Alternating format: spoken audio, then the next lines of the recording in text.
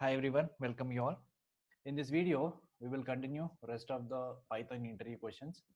So the first one is, tell me about a few string operations in Python. So we can do a lot of operations on string in Python. So here I have listed out a few of them. Let's see practically. So first let's see how to create the strings. So let's go to PyCharm and here I'm copying the code. So this is a string. Okay, name is equal to some John, or we can put the string in the double quotations, or we can also put in the single quotations. So when I run this code, it will give you exact string value. So this is how we can just create a strings in Python. Now we can also perform different operations on Python. We can also use this particular syntax. So if we don't have to create like this, we can also use this particular syntax. Name one is equal to str. So this will create an empty string object. It doesn't have any string. And also you can create string like this. Suppose a variable name is equal to str of, in the double quotations you can specify the string. So it is a string object containing some value here. So when I run this code, it will give you the value which is created here, but the first one is empty, so it is not printing anything here. So similarly we can do a set of operations. So strings are immutable. So what is immutable means? We can modify the we cannot modify the value. So let's see how the strings are immutable. So let me just add this code. So in the first str, I have given this particular value, and str2, this is another value. So I'm just printing str1 and str2 here. Then we'll see. So here I'm capturing the ID of the str1 and str2. So and str1 we have a same object, and the str2 also we have a same object. So these are the two values, both are same. Now when I get the ID for str1 and str2, now we can see here. So we got the different IDs here. So welcome 1 and welcome. So both str1 and str2 IDs are completely different. So this says strings are immutable. Now the next one is, suppose we can also do certain operations like plus and star along with the strings. So let's see how to use this plus and star operators with the strings. So I have defined a string variable here, str is equal to welcome. So I'm appending something with the existing variable. So let's say plus here, plus is a concatenation operator, and star will print the value in 3 different times. So we can just give any number here. So let's execute this and see. Star 3 I have given. So when I run this code, so this is the first output. Welcome to Python programming. So welcome to is already saved in str variable. So we have just concatenated with some different string. So star is a repetition operator here. So it will print the same value in 3 different times. So it is repeated multiple times. So we can use plus and star with the strings, and we can also do different type of slicing. So for example, let's copy this one and show you. So we can also do slicing. So slicing means some portion of the string we can extract by adding the slicing. So for example, here str welcome is there. So 1 colon 3. So 1 is representing starting index, 3 is representing ending index. So here when I says 1 here, it will start from 0. So index is start from 0 and 1. So 1 means it will start from E. So 3 is the last index. So 0, 1, 2, 3. So 3 is a C. So 3 is a C, but it will not consider C because it will always consider n minus 1. So it will give you L. So EL comes under picture. So starting index, we need to start from 0. And when you provide the ending index, we can start from 1. So that's the best option. So your starting index is 1. So that means 0 and 1. So E is 1. And 3 is ending index. Then we can start from 1. So 1, 2, 3. So till L. So between E and L, whatever values we have, it is printed. And when I say colon 6 means here we haven't specified the starting index, so that it will take from the beginning. So WELCOM. So 6 is the ending index. So you need to start from 1. 1, 2, 3, 4, 5, 6. So till M it is printed, and it is starting from beginning because we haven't specified the starting index. Similarly, 4 colon slash 4 colon. So here we haven't provided ending index. So it will start from 4. That means 0, 1, 2, 3, 4. That means it will start from O, and till the last value it will print here because we haven't specified any ending index. Similarly, I can say -1 and -2. When I say -1, So it is returning ELCOM and ELIMAT, one char from end. So when I say here 1, so 1 means 0 and 1. It will start from here.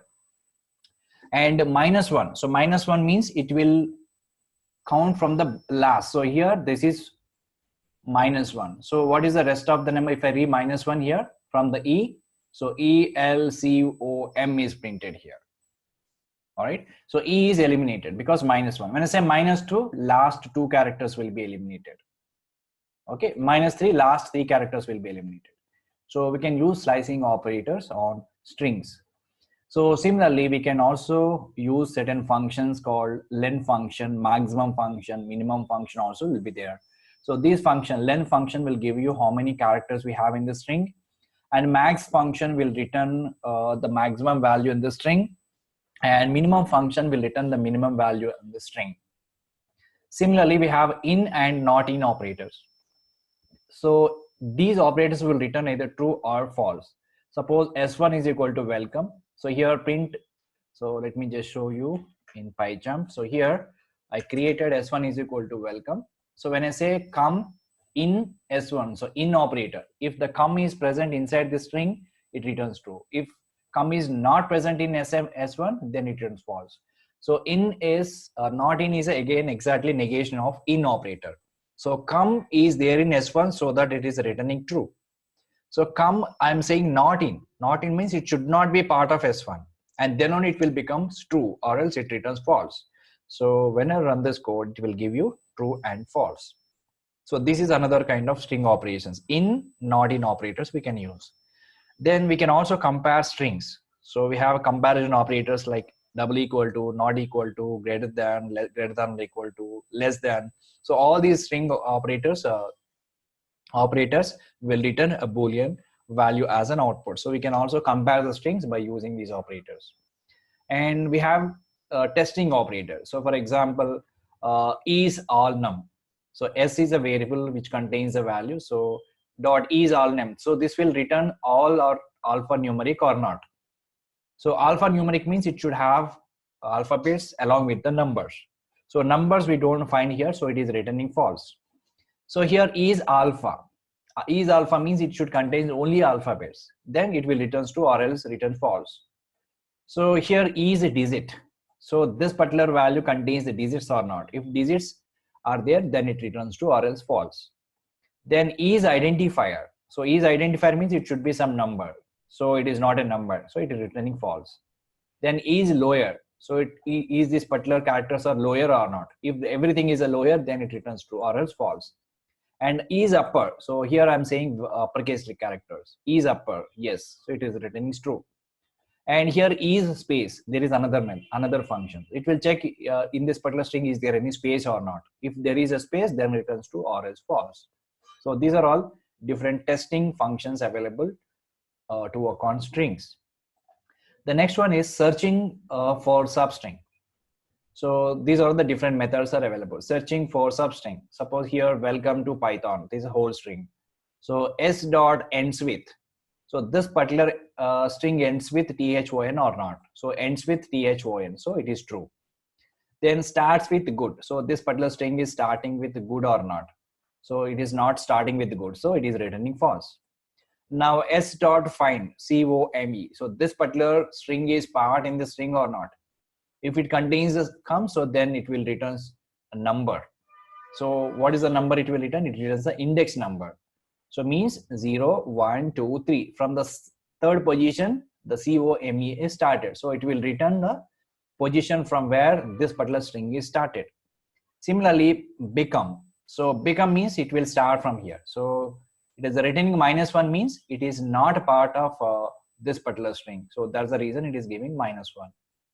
And s dot count of 0. So if you want to count how many times it is repeated, O is repeated, then it will return you for specific characters how many times it is repeated in this particular string. So that is 3. So these are all searching functions available in Python on strings. Similarly, we have a converting strings. So we can also capitalize. This is another function which will capitalize whole string and print the capitalize method in capital letters. And s dot title, so this will convert the string into title case, and s dot lower, it will convert the string into lower case, and upper, s dot upper, so upper method will convert the string into all uppercase letters, and swap case, this will convert all lowercase into uppercase into lowercase letters.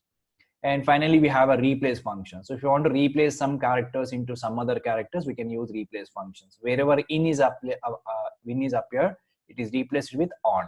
So this is a replace function also we have available. So these are the different list of functions are available. So by using those functions, we can perform a lot of operations on strings. Okay. So tell me about few string operations. We can just explain few of the functions. No need to explain all the operations. Just at least we have to explain 3 to 4 operations. That is more than enough. So the next question will go to,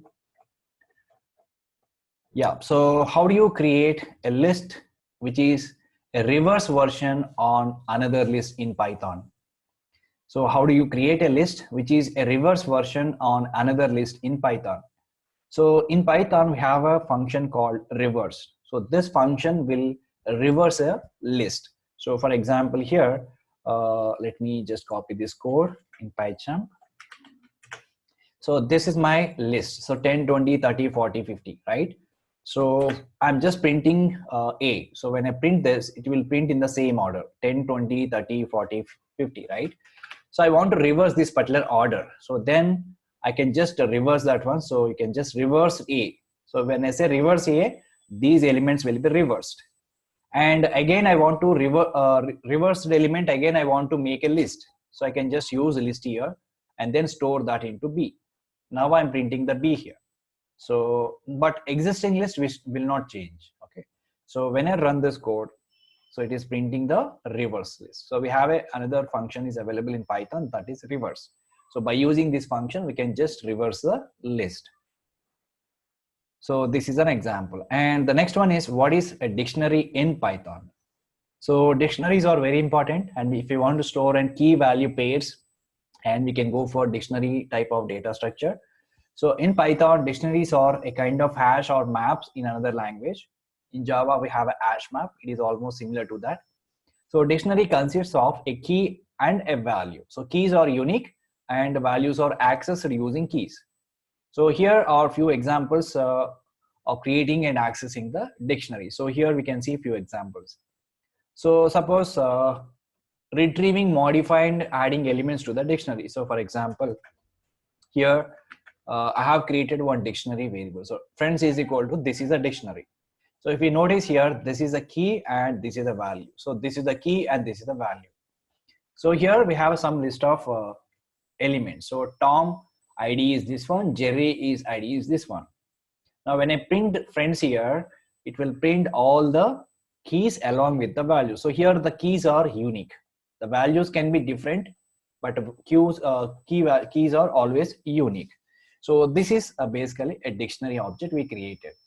Now we can perform different operations on dictionary. So for example, I want to retrieve the element from the dictionary.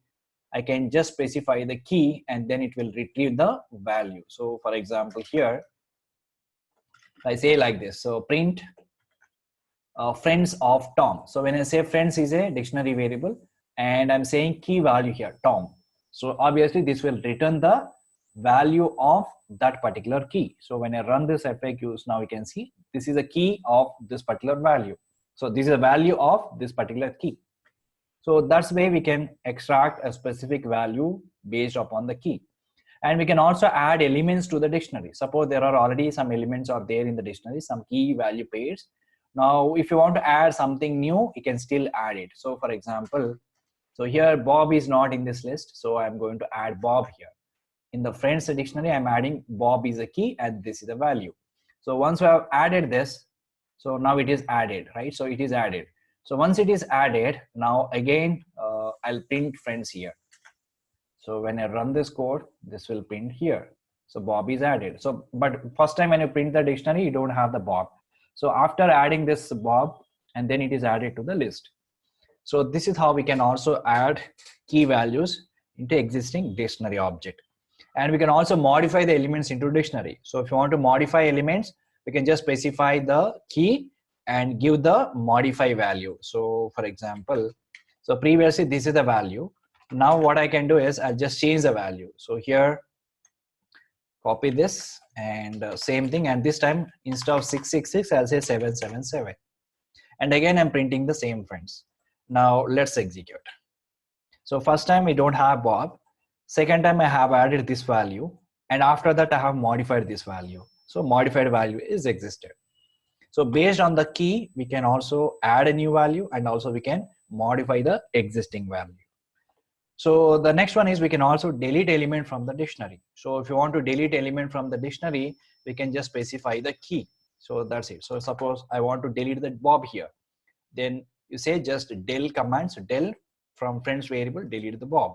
Then again print the friends. So when you run this, it will give you deleted. So first time we don't have Bob, then I have added some value, then I have modified the Bob, then I have removed the Bob, and then again I got the same list. Right? So these are different operations we can perform on dictionaries on Python. So the next question is, how do you merge one dictionary with another dictionary? Suppose I have two dictionaries available. So A is one dictionary and B is another dictionary. I want to merge these two dictionaries. So we can just say update command. So A is one dictionary dot update of B. So after that, if I print A, so you will get the merged one. So let me try this here. So go to PyCharm and see here A is one dictionary which contains one key and value, and B is also another dictionary which is also contains one variable and value. Now by using update method, I can merge these two. So A dot update of B, then it is already merged. Now we can print A value. Then when you see the output here, you can see this is key and value, this is another key and value. So now we got the merged dictionary. So by using update function, we can merge two dictionaries. So the next question is how to walk through a list in a sorted order without sorting the actual list. So again, I'm repeating, how to walk through a list in a sorted order without sorting the actual list. So what I'm saying here is this is the actual list which is not sorted. So when I print this list, it will give you in the same order. Now what I want to do is I don't want to sort these elements. It still remains the same, but I want to sort this element. I need to print it. So how to walk through the list sorted order without sorting the actual list. So actual list still there, but I want to sort this list. I want to print as another list. So let's try this.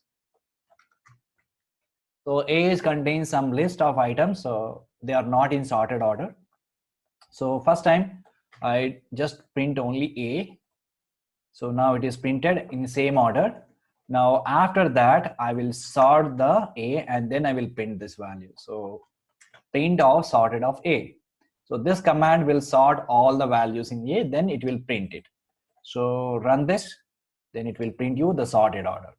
So 100, 200, 300, 400, 500. So this command will sort the elements from list. So the next one is, so here this is again one more problem solution. So problem statement. So here names is equal to, I have a list of names available here. So this is basically list. So the requirement is write one line of code to get a list of names that start with a character J. So what I'm asking here is write one line of code to get a list of names that start with the character J. So let's try this one. So this is a list. So this is a solution we have. So let me just explain this solution. What I'm asking is we have to write only a single line of code. So actually this is a list. So this is a declaration. So name is equal to have a lot of names. I need to write single line of code which will extract the names which are starting with J. That's my requirement. So in shortcut, I have written like this. See now. So this is called as collections. So let's see how I have written this particular single statement. Simple. So here execution will start from the right side from here. Okay. So what I'm saying here is, so here names, the J names is a variable, right? So here it will start. If condition. So here for name in names, let's start from here. For name in names. So names is just a variable which contains all the names. So name is another variable. So what I'm saying is the first name I'm capturing into name. So just only focus on this particular portion for name in names. So in this particular portion, first it will capture the first name from the names and store that into name. Okay, store that into name. So it will work like this. Let me just draw here. So first one, it will capture and store that into name. So from names to name. So what is the current value of name is John. And once you capture, then again it will check this particular name of 0 equal to J or not. Name of 0 means in the name of 0 means, so currently name contains only one value, that is in 0 position, right? Because we extracted this John into name variable. So name contains only one value. So that we can refer by using 0. So if the name of 0 is equal to J, then I'll store that value into this variable. Okay, this is how it will execute. Now, once it is done, so next value fan. So now fans will be assigned to the name. Now current value of name is fan. Again, it will just check the condition. If the name of 0, fan, starting with the J or not. If not started, then it will not assign to the name. And again, it will get the next value. So Sam. So Sam is stored in name. And again, it is starting with the J or not. Is not. No. Again, it will go to the next value. So it will capture each and every value from this list and store that into name. Check the name of 0 is equal to J or starting with the J or not. Right. So name of 0 means a starting point, starting letter. So suppose if the name is having 4 letters, right? If I say name of 0, will be pointing to the first character. So similarly, I have written this one. So name 0 is equal to J, then will be assigned to the name. So finally, this variable assigned to this one. So now I have printed J names here. This will print all the names which have started with the J. So let's see how this will work. So let's execute now. Run FAQs. Now we can see all the names whichever started with J is printed here. So this is a single line of code we can write. So the next question is, what is a set? So in Python, a set is an unordered collection of unique objects. An unordered collection of unique objects means it should contain a unique objects which are not maintained any order. That is called as a set. So in the next question, you will get an example here. So here A is equal to, so this is a sample string with many characters. So there is some values there. This is a string. So what is the requirement here is write a Python code to find how many different characters are present in the string. So T is there, right? So T should be repeated only one time here. Okay, so what is the requirements? How many different characters are present in this string? So T is there, and H is there, I is there, and S is there. It may be repeated multiple times. We don't care that. But how many total values we have? So we don't count the repetitions. Only one time. So T we have counted because it can repeat any number of times. We don't require it. We don't consider that. Only one time you have to consider. T is there, and H is there, I is there, S is there. So like this, how many characters or different characters are present inside the string? So to get it, we can use set method here. So let's see this example. So A is equal to, this is sample string with many characters, some value have stored. Now you can see set of A. So what a set of A will do is set of A will give you the unique characters from this particular list, from this particular value, unique characters. So let's execute, then understand. So let me just go to PyCharm. So first, I'm not going to execute all the method. Let's execute pieces wise. So first I will show you only this part. Don't use length method, anything, just use only set method. Let's see what this will return. Only set of A. So currently this is a whole string we have in this A, right? So when I run set of A, it will give you these many characters I have used in this particular string uniquely. So these many T, I, P, G, these are the different characters I have used, different characters. Even the space is also considered as a character. So these are the different characters I have used in this particular string. So I want to count how many different characters are used. and then I can use length function here. So this particular function will find out how many characters used in this particular string. So how many characters in the sense, it will not count 1, 2, 3, 4, 5, 6, not like that. So this character is unique, so it will count one time. And I is unique, so I captured here. P is one letter, so that like that, it will not count the duplicates. Okay, so this is how. Okay, let's execute this. Let me run this. Now it is returning the 16. Okay, so write a Python code to find how many different characters are present in the string. Means we have to use set method here. So the next question is, name some standard Python errors you know. So this is very important question, guys, but people are frequently got some kind of errors, right? So we need to remember at least a few errors which we can explain in your interviews. So the first one is type error, so which will occurs when the expected type doesn't match with the given type of variable. Value error, when the expected value is not given. If you are expecting 4 elements in the list and you have given 2. So this is a simple example I have given, right? So when you will get the value error means when an expected value is not given, then you will get this value error. So for example, if you are expecting 4 elements in that list and you have given only 2, and then you got the value error. And the name error. So when trying to access a variable or a function that is not defined, so in those cases you will get the name error. Then IO error, when trying to access a file that does not exist, then IO error you will get. Index error, so accessing an invalid index of a sequence will throw an index error. Suppose let's take a string. So string contains 5 elements. If I use 7th or 6th index, then you cannot get any value from this list. So that will throw index error. Next one is key error. So when an invalid key is used to access a value in the dictionary, then you will say key error.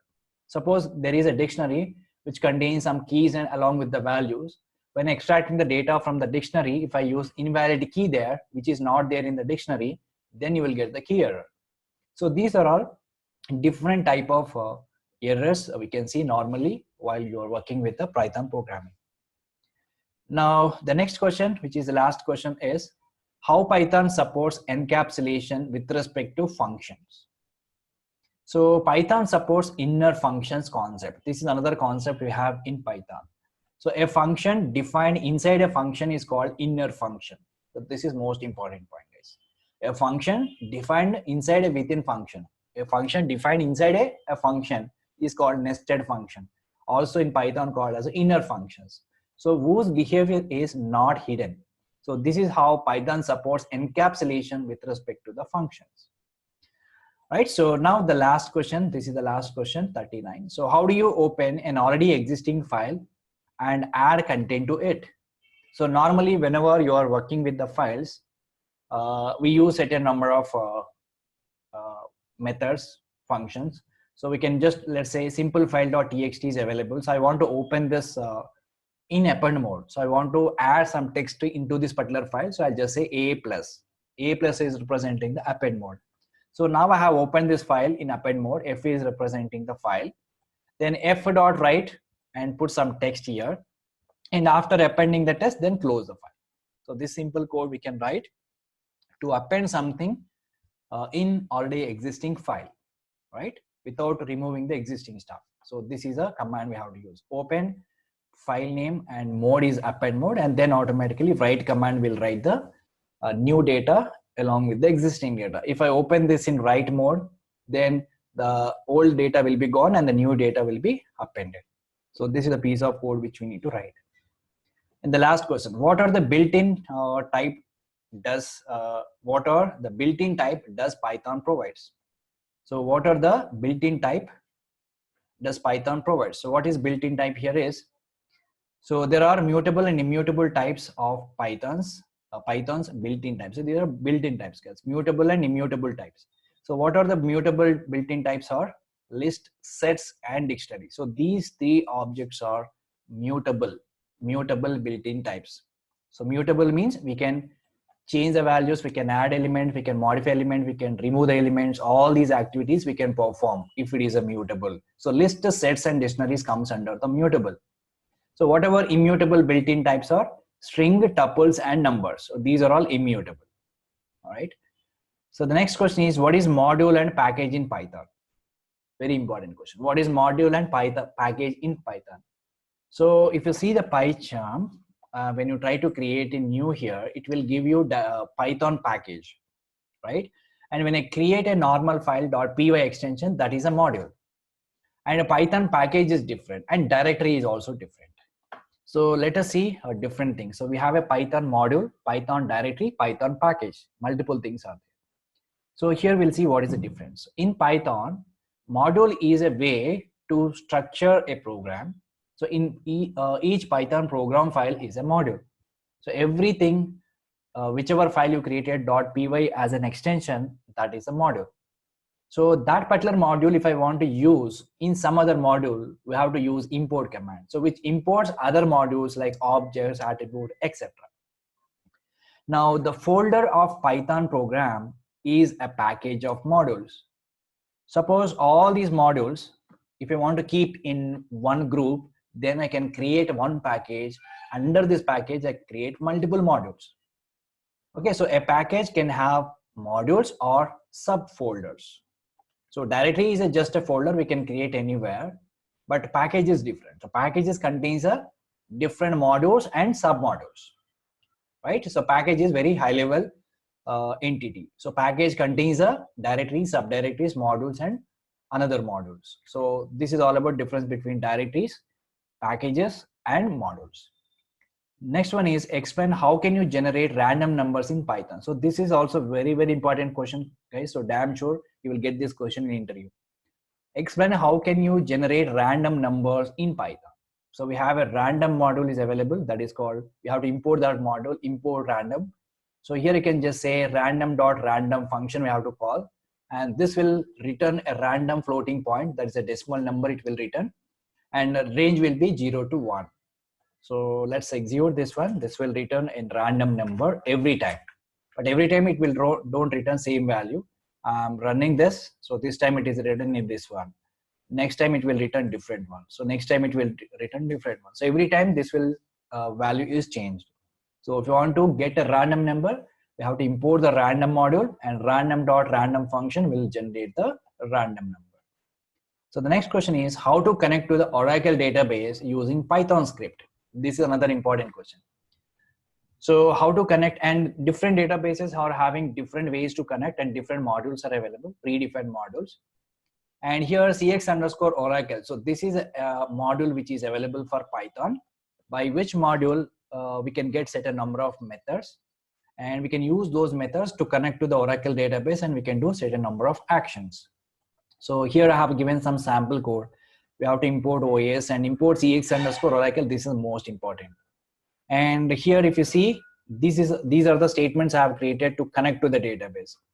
So cx_oracle.connect is a method which will connect to the database, whatever parameters we have passed here. So this Oracle database, so that I have given HR username and password, our local host, port number of Oracle, and this is a service name. So by using these details, this command will establish the connection, and it will open the new cursor, and using this cursor your command will be executed. So if it is a select command, it will return the data. So we have to store the data in cursor, and we have to read the data from the cursor, and we can print the data in your console. So there are certain number of methods have been provided to connect to the database. Every database is having different type of modules, especially cx_oracle is only meant for Oracle connection. And finally, we can close the connection, close the cursor. So the next question is how to connect to the Microsoft Excel and read and write the data into Excel using Python script. So again, by default, Python will not support Excel. So we have to import this module, OpenPyExcel module. So using this particular module, we can work with the Excel file. So here I have given some piece of code. So here we have to import this OpenExcel. You have to specify the location of your Excel. Then I have to load the workbook by using this command openpyexcel.load workbook. And then we have, from this workbook, we have to extract the sheet, whichever sheet we have, store that into sheet. And we can also count maximum rows in the sheet, maximum columns in the sheet. Then we can print number of rows and columns. And if you want to read all the rows as well as columns, we can write two different for loops here to read the data. So outer for loop is representing the rows and inner for loop is representing the columns. So this particular piece of code will read the data from Excel. And similarly, if you want to write the data into Excel, again, we have to use same module, that is open PyExcel, and path of your Excel and open excel.load workbook and open the workbook here.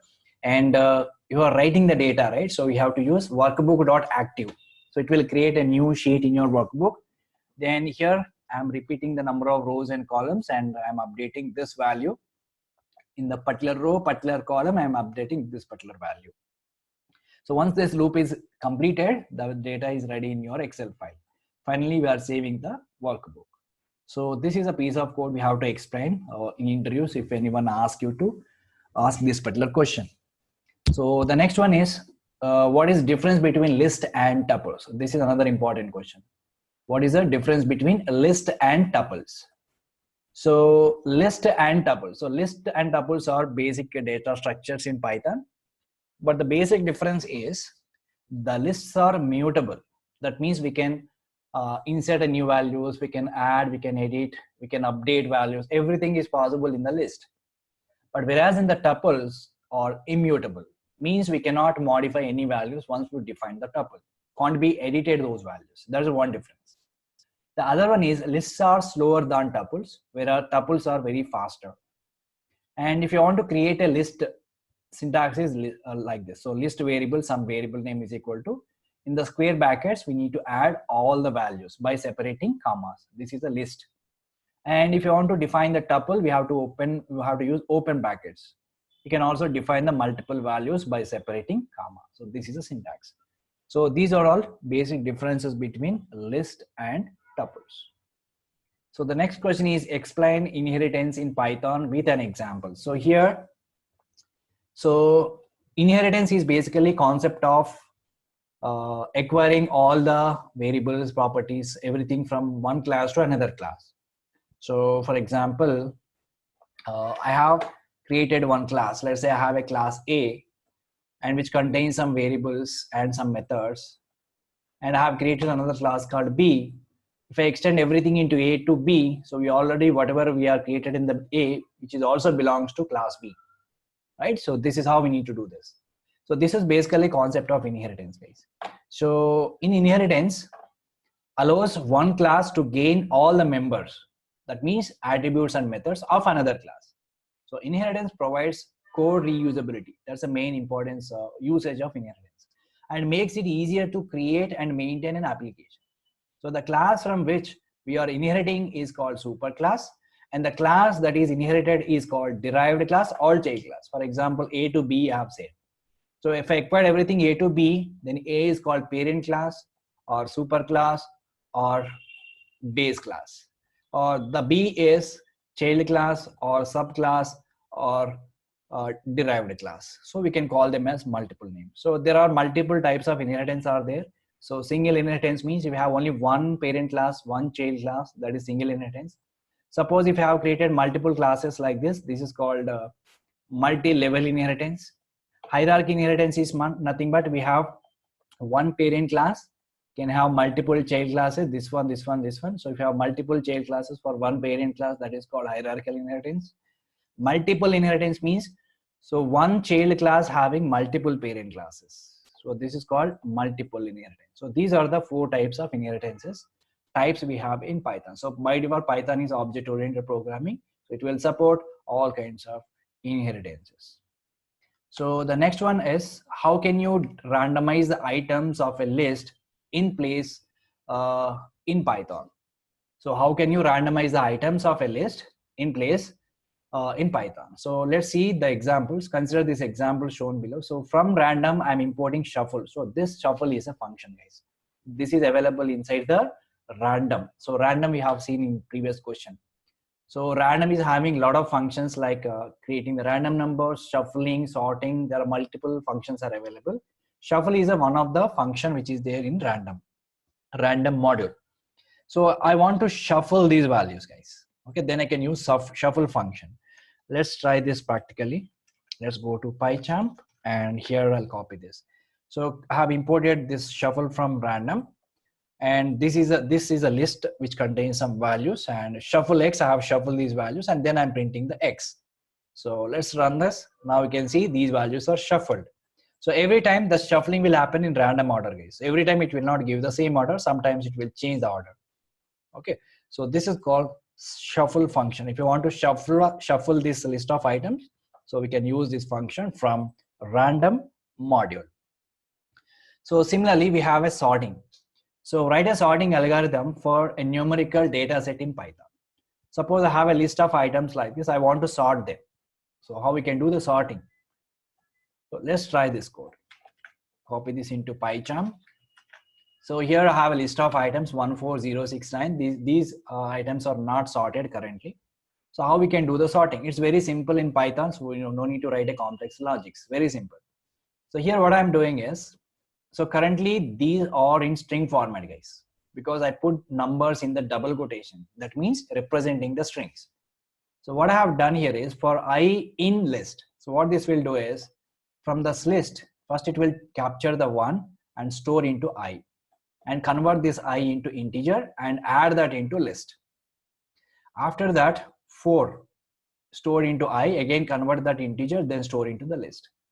So here what happens is, this particular loop statement will convert all these values into numbers and do the typecasting and store them into list. Now the list contains all the numbers. So this sort method will sort all the list of options in that list, and then finally I'm printing the sorted list here. So let's run this. It will print the sorted list. So this is your sorted list. So this is very simple, guys. So this is all about sorting of elements. And the last question, which is also very, very important, that is how to print current date and time. So here we have a time module is available in Python. So we have to import that particular time, and this piece of code will give you current date and time in Python. Let's try this. So here I'm local time, I'm getting time.ask ESC time in brackets, time.local time in brackets, time.time. So this is the command, guys. Time.time. Again, outside I'm using time.local time, because this will give you some time which contains a lot of things, but from that value we have to extract the local time. So I'm using time.local time, and again I'm changing the time format here.